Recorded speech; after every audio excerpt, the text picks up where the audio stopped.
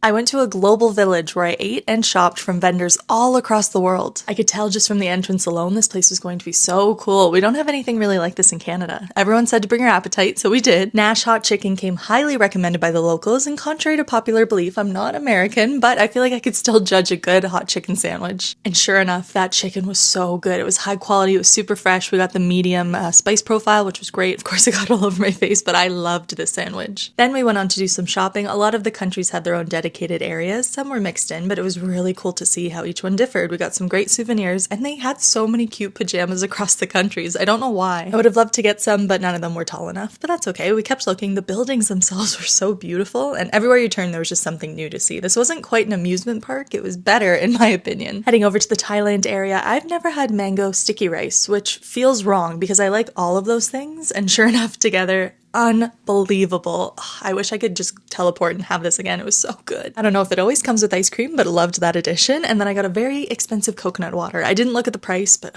I have to stay hydrated. And then everyone recommends Dip It. It's where you can get a burger or chicken burger and you dip different toppings. We got the Wagyu one with Parmesan and truffle. Ho ho ho. I was excited. This is such a cool concept. I've never seen this before. So dip, I gave a little tutorial to my fiance and I liked it. It was really high quality meat. I think I was just truffled out. I've been having too much truffle on this trip. What a good problem to have. You could also get a camel burger. I skipped out on that. I already tried my camel on this trip. That's in another video, but we continued to shop and look at things. I wish I had more room in my suitcase because some of these items were stunning and I wish I could bring food home, obviously, because they had so much. I didn't love how active they were with sales. They were really trying to like yell at you to get your attention, but whatever. The water was cheap though, thank God, because it was so hot even at night. I was sweating through my clothes, but I wanted to see as much as possible. They even had gold art, which I thought was so cool. Okay, on to China. I was so excited for the Asian countries. And sure enough, this was the funnest shopping experience. They had anything you could think of, even really interestingly packed food. And then I spotted tangaloo. It's really just fruit on a stick covered in like a syrupy coating that's dried and then it turns into like a hard shell. And it always looks so satisfying, but it was so